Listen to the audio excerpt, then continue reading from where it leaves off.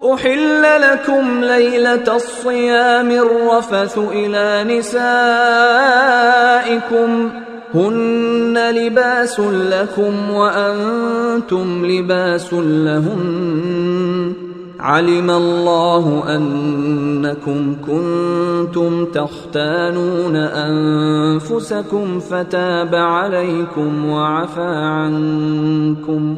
فالآن باشروهن وابتغوا ما كتب الله لكم وكلوا واشربوا حتى يتبين لكم الخيط الأبيض من الخيط الأسود من الفجر ثم أتموا الصيام إلى الليل ولا تباشروهن وأنتم عاكفون في المساجد تلك حدود الله فلا تقربوها كذلك يبين الله آياته للناس لعلهم يتقون۔ تمہارے لیے حلال کر دیا گیا ہے